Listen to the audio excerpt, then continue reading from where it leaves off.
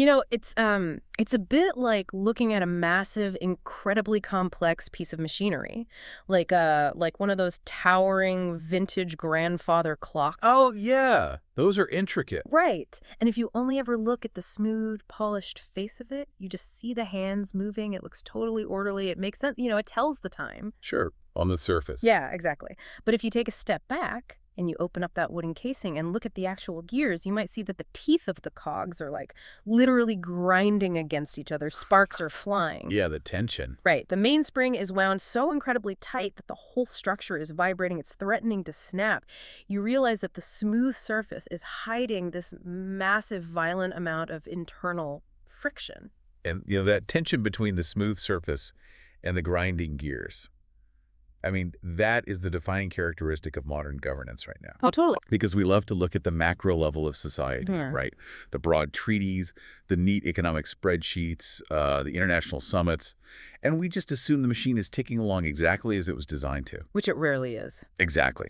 Because down in the gears, down at the local level where human beings actually live and work and, interact, the friction is reaching an absolute boiling point. The system is overheating because the gears are being forced to turn at a speed they weren't built for. And that overheating, that specific friction, is exactly what we are going to be exploring today. So welcome to this deep dive. We are taking you into the heart of a really fascinating, complex, and honestly incredibly timely conversation. It really is. Yeah, it features two highly influential Dutch figures.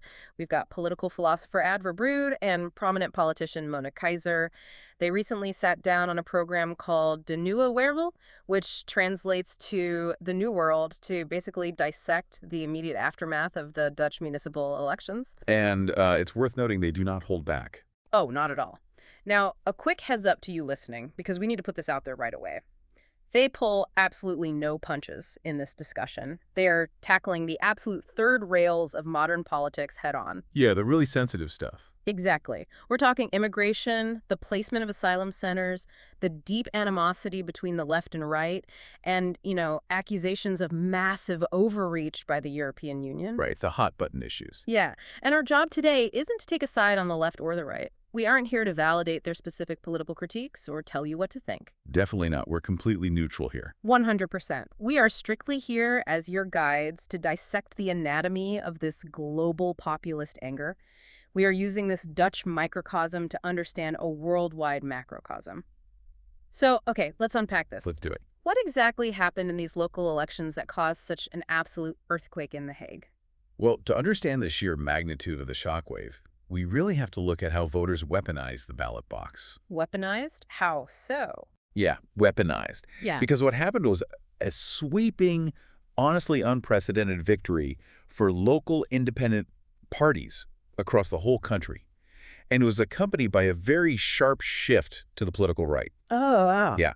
The established traditional national parties, the ones that have basically dictated policy from the capital for decades, they were essentially hollowed out at the local level. So people just rejected the establishment completely? Totally.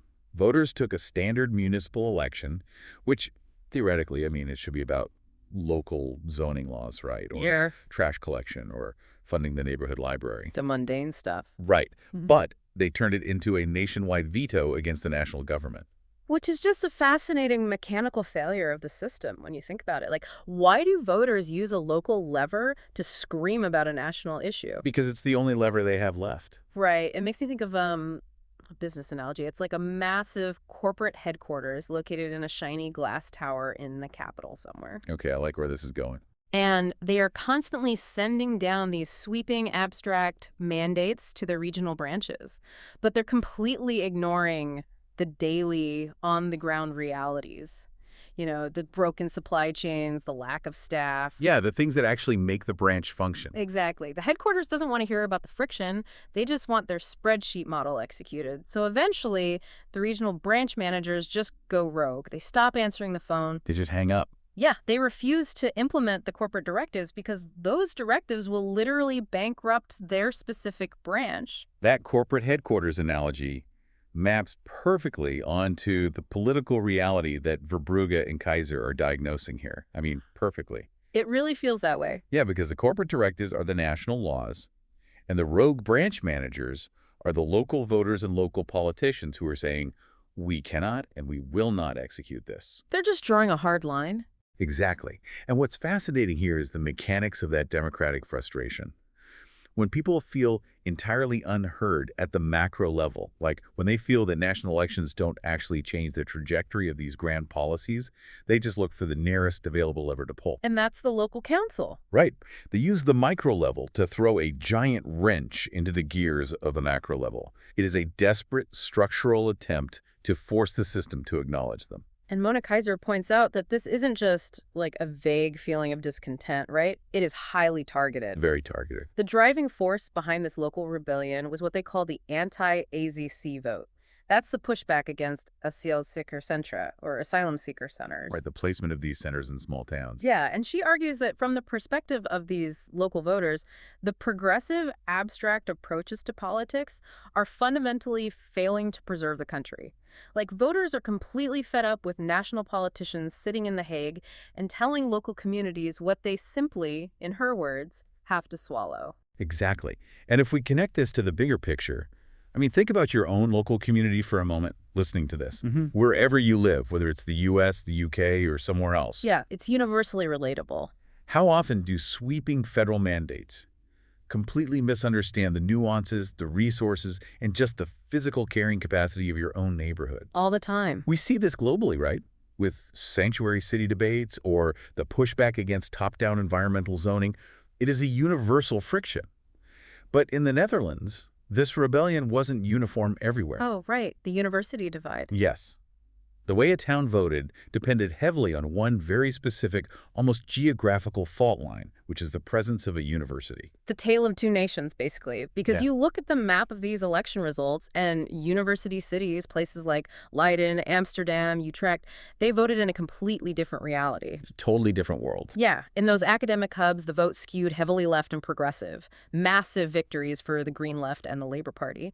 But then you look at non-university cities. Like The Hague. Right. The Hague is a prime example. It's the seat of government, but it's not a massive student city in the traditional sense. And there you saw unprecedented wins for local populist parties, like Richard de Mos's party, Hart voor den Hague. They won a ton of seats. 17 seats. It's astonishing. You literally have two completely divergent realities existing in the same tiny country. And this is where we have to look at the actual mechanism of who is casting these votes. Yeah. Because Ad Verbrugge brings up a demographic reality that completely changes how we view these progressive landslides in university towns. This blew my mind when I read it. Right. Because for national elections in the Netherlands, you need a Dutch passport. Yeah. Obviously. Sure, makes sense. But for municipal elections, the rules are drastically different. International students and expats, specifically anyone from within the European Union or anyone from outside the EU who has lived there legally for 5 years, they are legally allowed to vote in these local town council elections. And the implications of that are just wild. I mean, there's this incredibly telling anecdote brought up in the source about a Spanish student living in Rotterdam. Oh, the interview. Yeah, he gave an interview admitting he didn't even know he was legally allowed to vote in the Netherlands. But once he found out he could, he decided to do it simply because he wanted to feel, quote, politically involved. Yeah, it's just... He essentially cast a vote for the aesthetic of participation. Which highlights a profound structural absurdity. I mean, you have this enormous influx of international students living in these self-contained English-speaking academic bubbles. They're completely isolated from the local culture. Exactly. They are fundamentally unrooted. They don't interact with the local market vendors. They often don't speak the local language. They don't utilize the same social safety nets. And yet, they possess the demographic weight to determine the political fate of the municipality. Wow. They are, in effect, ghost voters. They influence the physical reality of a city they have absolutely no permanent stake in. Ghost voters, that is the perfect term for it, because what are they actually voting on? They aren't voting on the municipal trash collection schedule. Right, or local taxes. Or the struggles of the local working class, or the strain on the local hospital. They are voting on highly abstract global concepts.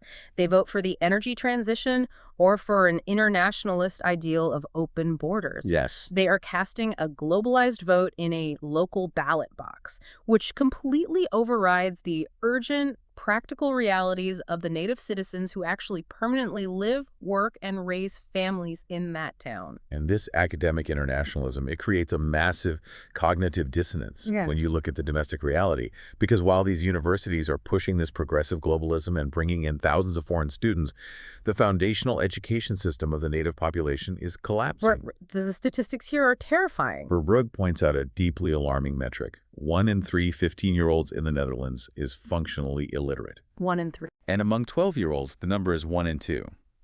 Half of the native 12-year-olds are functionally illiterate. Wait, half. 1 in 2 native 12-year-olds. That is wild. That completely flips the narrative.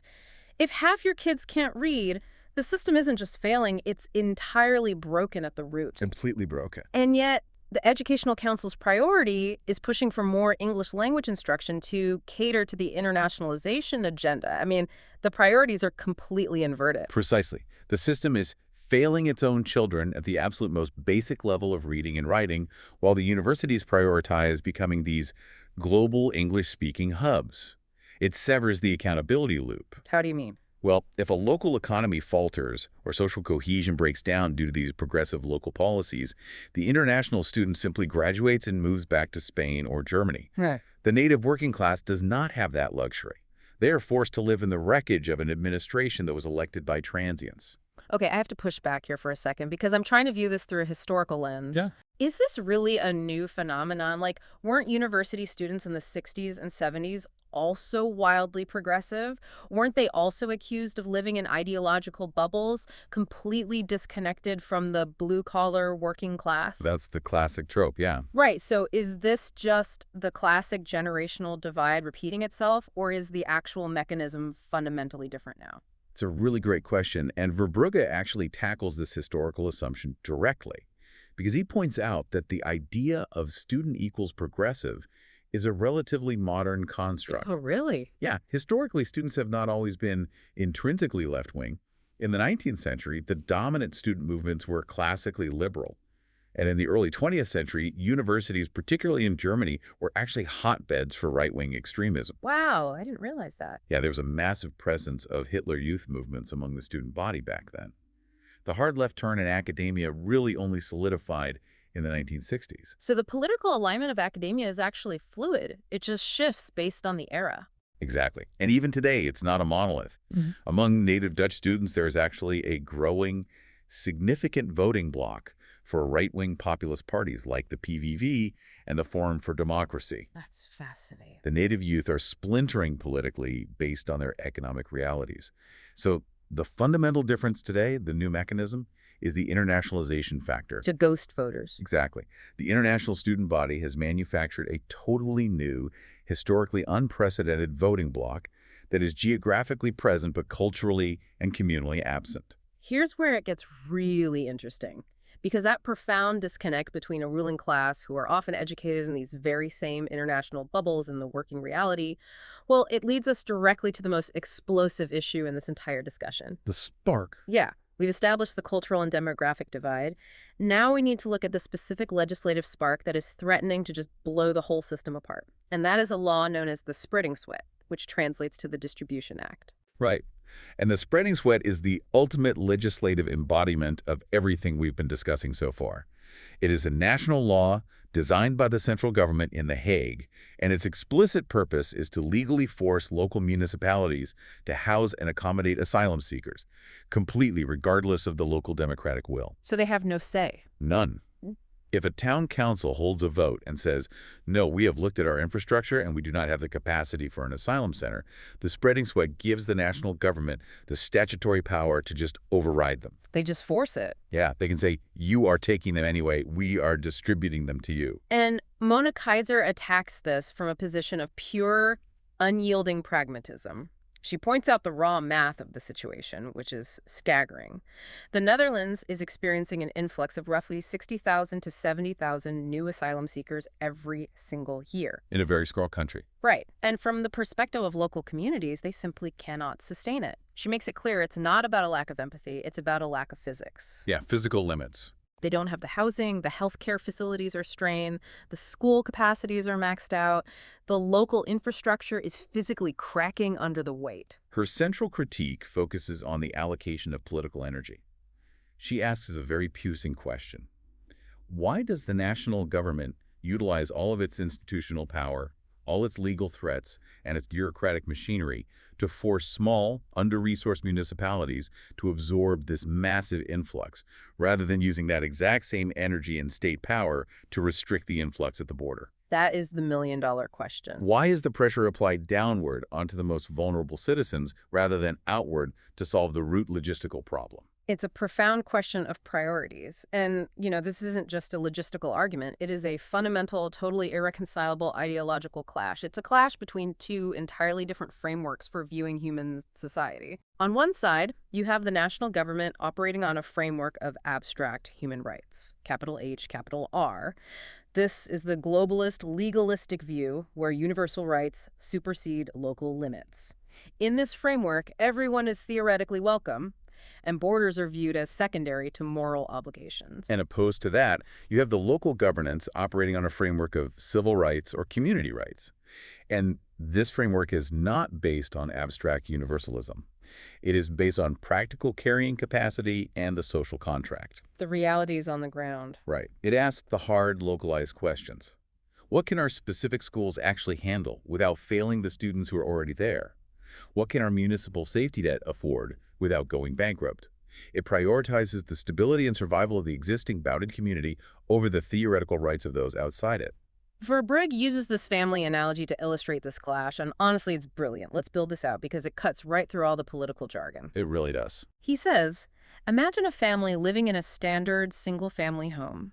The parents, driven by a deep sense of moral good, decide to adopt a child in need. Right. It's a noble act. The family adjusts their resources. They make room at the dinner table. And it works. Yeah. The community absorbs the newcomer.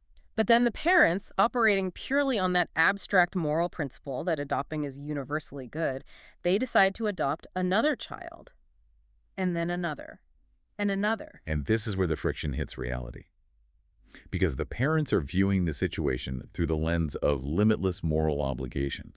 But eventually, the biological children in that house are going to rebel. Of course they are. They're going to say, Mom, Dad, we literally have no more room. We are sharing beds. There's no food left in the fridge. Our quality of life has plummeted. You are destroying the family from the inside in the name of saving outsiders. Wow. Verbrugge's point is that you cannot simply keep forcing bunk beds into every room of a single-family home without the family unit eventually imploding. It's such a stark image.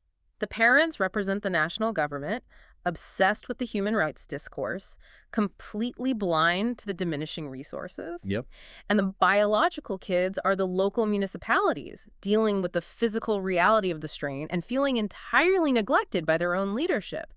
And if the parents keep forcing those bunk beds into the house, eventually the kids stop listening to the parents. Which brings us to a terrifying institutional implication. Right.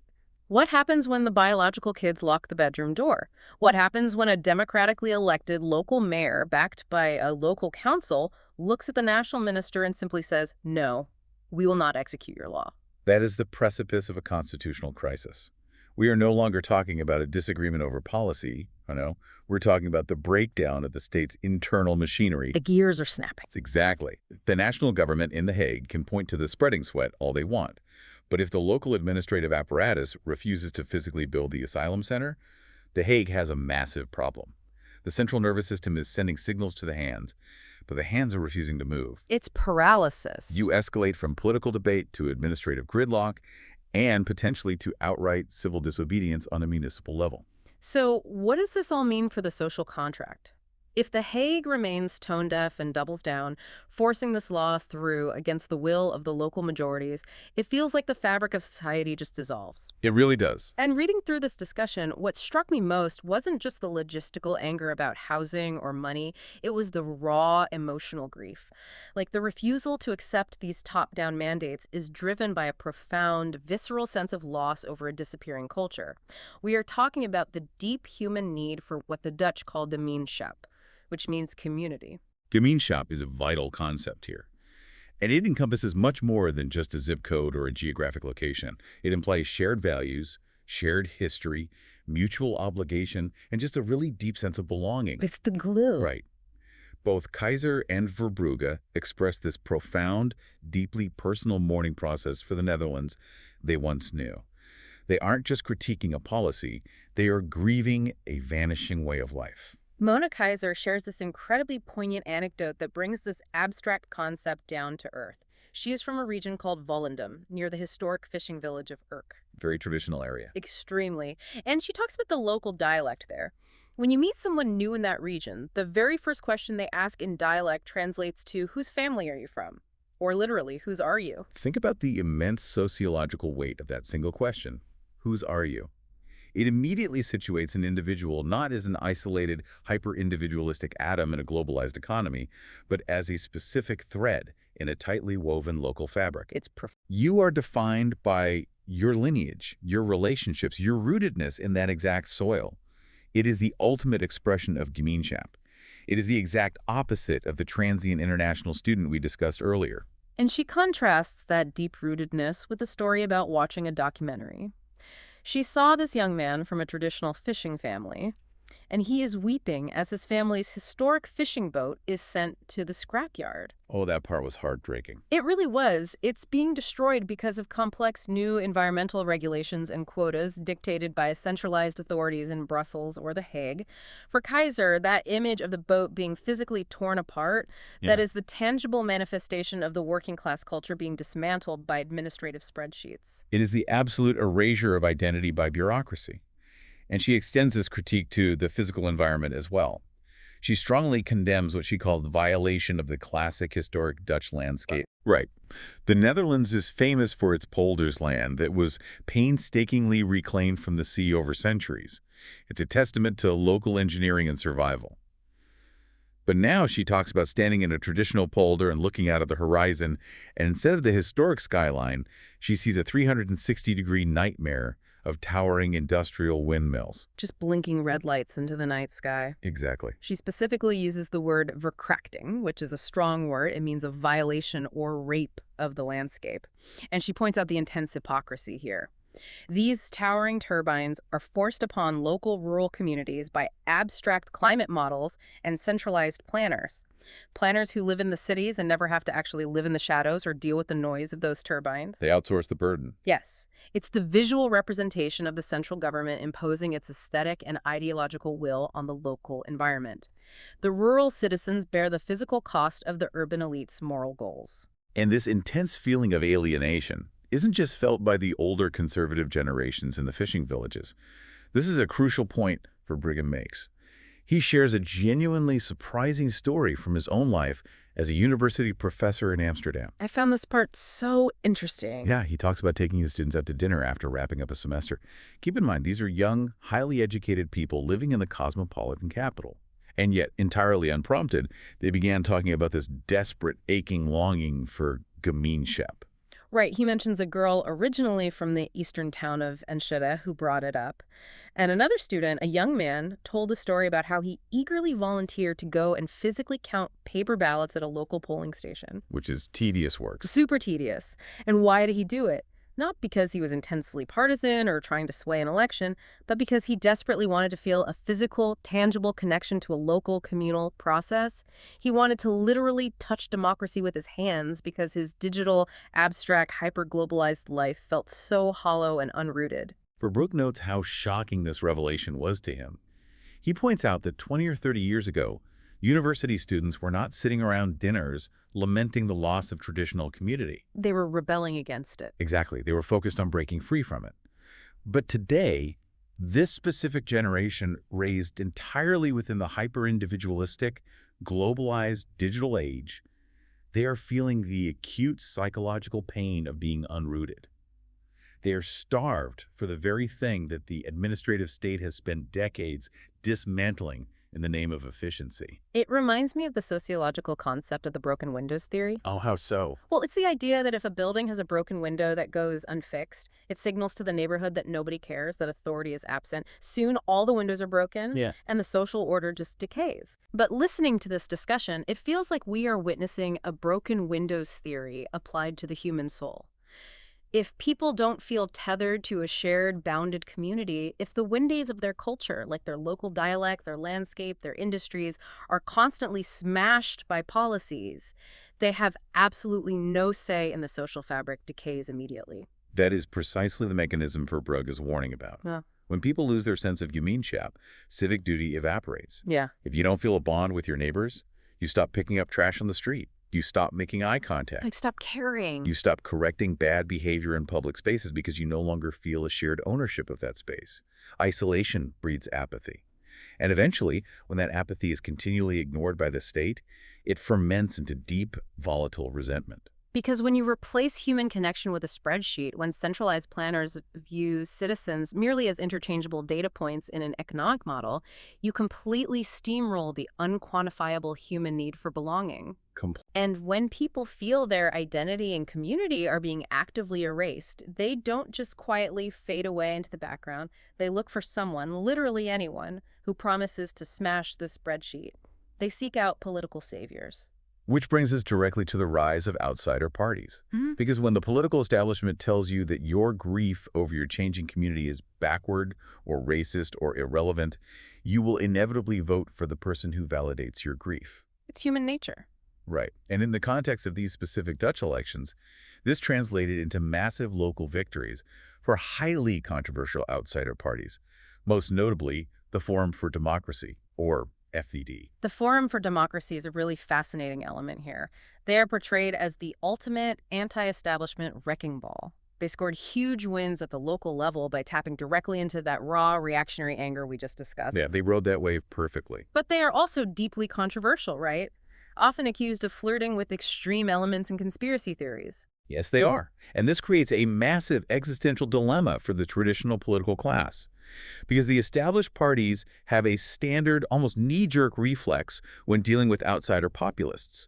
It's a tactic called the cordon sanitaire. The sanitary core. Exactly. This is a formal or sometimes informal political agreement among mainstream parties to categorically refuse to cooperate with or form governing coalitions with the extreme outsider party. It is designed to effectively lock them out of executive power, regardless of how many Democratic votes they actually secure.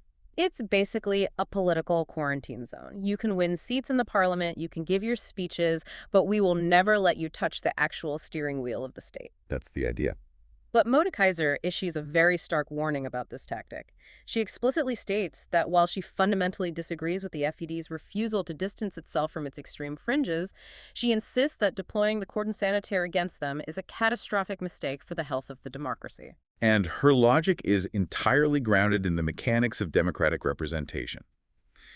If you completely freeze out a party that has just won significant electoral support, you are sending a devastating message to the citizens who voted for them. You're alienating them further. You are essentially telling hundreds of thousands, perhaps millions of voters that their voice is illegitimate. You are telling them that their vote is fundamentally worthless and that the system is rigged against their participation. Okay, wait, I have to push back hard on this because this brings up the classic paradox of tolerance. Let's hear it. If a political party is actively refusing to condemn extreme fringes, or if they are actively undermining the foundations of the democratic system itself, doesn't giving them institutional power legitimize that fringe? Like, history is full of establishment parties thinking they can tame populist outsiders by bringing them into the fold and failing miserably. That's the Weimar Republic argument, yeah. Right. Doesn't the immune system of a democracy need to attack a virus? Doesn't the establishment have a duty to protect the system by locking them out? It is the ultimate democratic tightrope, no question. But we connect this to the bigger picture.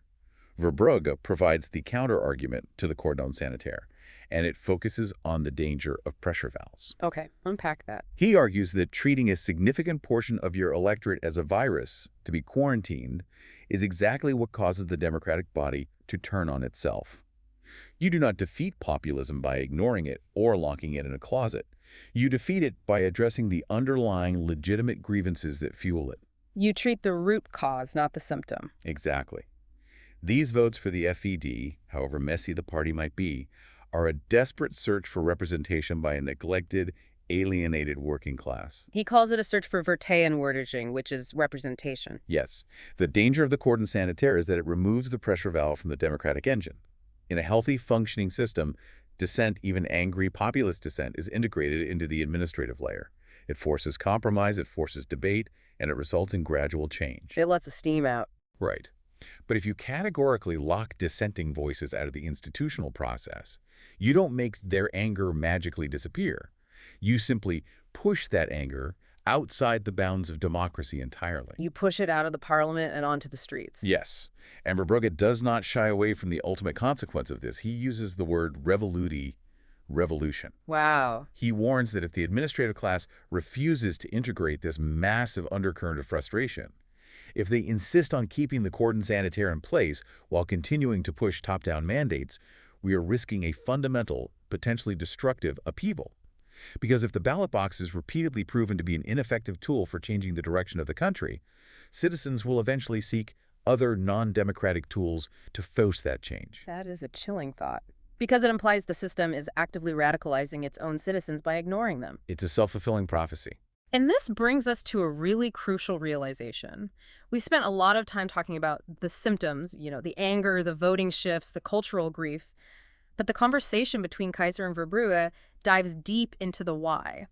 They argue that this feeling of massive alienation isn't an accident of history. It was deliberately built. Yes, the architecture. Let's look at the actual mechanism of this alienation. Let's look at the architecture. This is where the sociological analysis becomes incredibly concrete.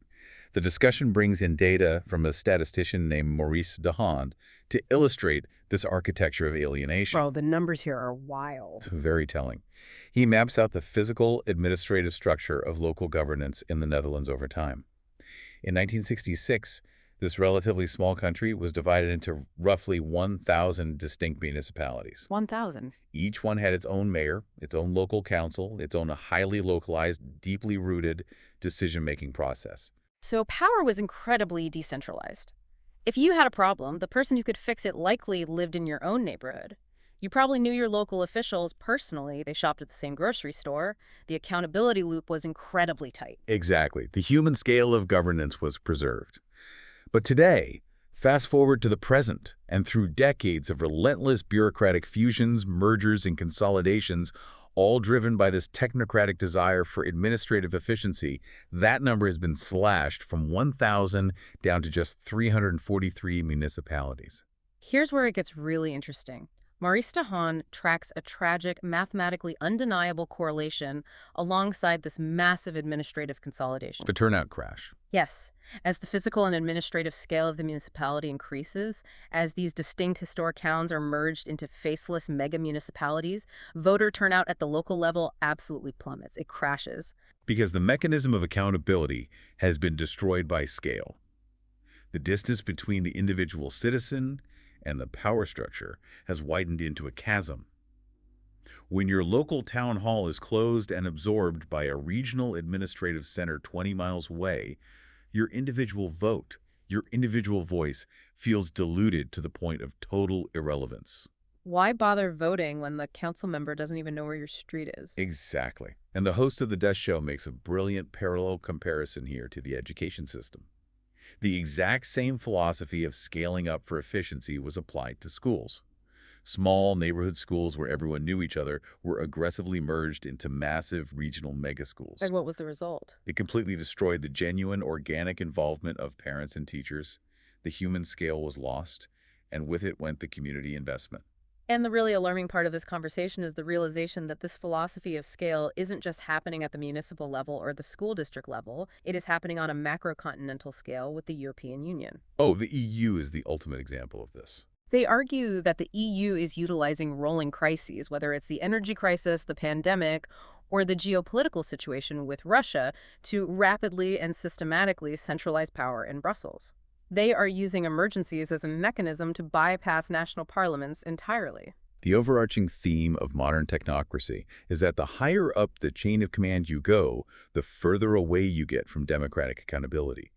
And Ad Verbrugge issues a very stark warning about the EU's ideological overreach here, and he points to the exact lever of power they are using. He specifically highlights a piece of sweeping legislation called the Digital Services Act, or the DSA. This part of the discussion is truly dystopian. We need to explain the mechanism here. How exactly does the DSA allow unelected bureaucrats to bypass national sovereignty? Well, the DSA is ostensibly marketed to the public as a regulation to govern online platforms and prevent hate speech and disinformation. Sounds good on paper, right? Sure, nobody wants hate speech. But the mechanism of power lies in the deliberate vagueness of those terms. Verbrugge points out the terrifying elasticity of hate speech in the hands of centralized, unelected bureaucrats in Brussels. The DSA shifts the burden of policing speech away from transparent national courts and places it onto opaque corporate compliance departments of big tech companies. And those companies are terrified of the massive EU financial penalties. Precisely. Right, so the tech companies just over-censor to avoid the fines. And Verbrugge gives a specific, chilling, hypothetical example of how this elasticity can be weaponized against citizens based on actual heated debates happening in the European Parliament right now. Yes, he points out the current intense cultural debate over gender and biology. He notes that if a citizen goes online and posts a biologically factual statement, for example, the statement that only women can get pregnant under the vague, ideologically driven parameters of the DSA, that statement could theoretically be classified by an EU board as hate speech. Just for stating biological reality. Yes. And the EU could then legally force the social media platform to censor, remove, or ban that citizen. It is the ultimate tragic irony of our era. We have been told for 2 decades that globalization, the internet, and digital platforms were going to democratize information. The great democratizer. We were promised they would connect us all into a liberated global village. But instead, they have constructed a bizarre, Kafkaesque reality. Unelected bureaucrats sitting in Brussels can essentially dictate and enforce hyper-local cultural norms and speech codes, while the individual citizens sitting in a merged mega-municipality governed by transient ghost voters and top-down mandates feels utterly voiceless, tracked, and trapped. And this is the vital concluding point Verbrugge makes about this architecture. This alienation is not a force of nature. It's not inevitable. No. It is not an inevitable, uncontrollable byproduct of modernity or technological progress. It is the result of deliberate, conscious administrative choices. Politicians and bureaucrats actively chose to prioritize economic efficiency, international alignment, and bureaucratic scale over democratic accountability and human connection. They built the machine this way. They built it exactly this way. And the machine is doing exactly what it was designed to do. But fighting that machine from the inside takes an immense, almost unimaginable toll, which brings us to the deeply personal, human element of this story. Because when you realize this machine was built deliberately, you start to understand the crushing weight placed on the politicians who actually try to dismantle it from within. You can hear that exhaustion in Mona Keijzer's voice in the final sections of their conversation. You really can. She is a figure of profound resilience, but also of visible fatigue. As we discussed, her former party, the BBB, the Farmer Citizen Movement, which had previously seen massive, earth-shattering national success by tapping into this exact populist energy, was absolutely decimated in these specific local elections. It was a huge drop. Their support collapsed, dropping back to the equivalent of a single national seat based on these local numbers. And as a result, she is now operating entirely alone. She is an independent, single-seat member of parliament.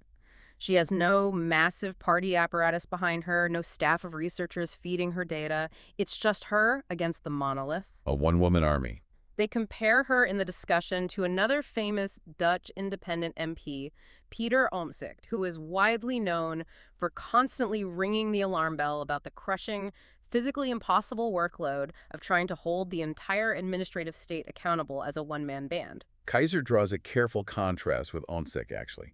She claims she operates with a lighter heart than he does, that she isn't as prone to complaining about the burden, but even she admits to a deep personal grief. She's mourning. She is going through a genuine mourning process, not just over how things turned out with her former party, but over the general trajectory of the country. It is emotionally and physically exhausting to constantly push against a bureaucratic monolith that seems entirely impervious to feedback. You are spending your life fighting a spreadsheet. But the most inspiring takeaway from her interview is her absolute refusal to surrender to the apathy. Despite the immense grief, despite the isolation of being a single-seat MP, she explicitly states that she will not give up. She's staying in the fight. She stays in the brutal, grinding arena of politics because she genuinely, fundamentally believes that fighting through the established democratic institutions, no matter how rigid, frustrating, or broken they currently seem, is the absolute only peaceful way to turn the ship around. She completely rejects the revolutionary path. She is deeply committed to reform over revolution. And she points to a very specific recent historical moment to prove that the establishment is not, in fact, an invincible juggernaut. She cites the sudden, dramatic reversal of the COVID pass policies in the Netherlands during the pandemic. That's a brilliant example of the mechanism of public pressure actually working. The government was pushing incredibly hard for these restrictive, centralized vaccine passports. They were unyielding. Totally unyielding. And then suddenly, the public pressure, the protests, the sheer noncompliance reached a critical mass, and the government completely folded almost overnight. Exactly. Keijzer uses that moment as a vital proof of concept. It demonstrates that when the pressure from the populace becomes unified, organized, and undeniable, the administrative state can and will pivot rapidly. It bends. The bureaucracy is not immune to political gravity. It just requires an immense amount of mass to force the order to change.